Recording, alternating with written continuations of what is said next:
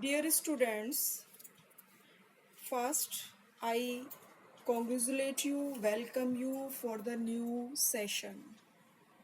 Students, on account of COVID-19, this year we shall study through online teaching. As you know, your syllabus is divided into two papers. First paper, which is known as poetry and drama, and second paper, prose and fiction. First of all, we shall start our first paper, poetry and drama.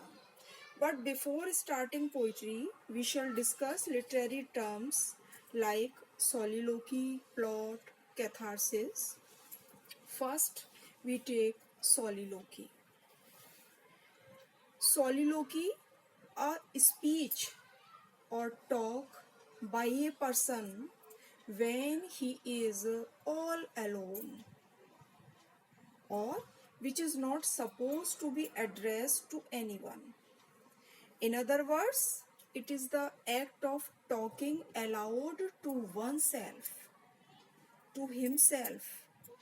In dramas, a character who is alone on the stage or is under the impression of being alone on the stage utters his thoughts aloud. It may reveal the private emotions, the internal conflict of the speaker, as in Hamlet's to be or not to be. The purpose of using this convention is to make the audience aware of what is going on in the speaker's mind. As for example, his thoughts, desires, plans, and above all his state of mind. The best known example of soliloquies are found in Shakespeare's drama Hamlet and Macbeth. The convention was common in Elizabethan and in later dramas, but it fell into disuse in the late 19th century. And then plot. What is the organization of all such incidents that make up the action of a dramatic or narrative work? It shows a process of change in which characters are caught up in a developing conflict that is finally resolved.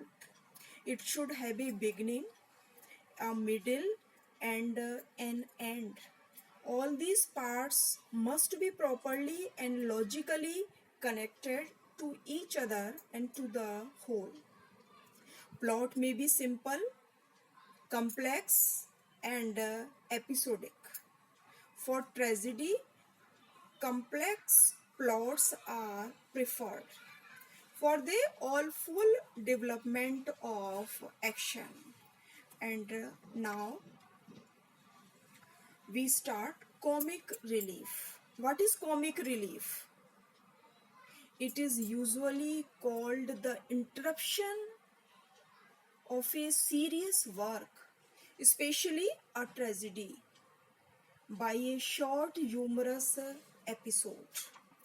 The inclusion of such comic scenes, characters, or speeches have various effects on the audience, ranging from the relaxation after moments of high tension.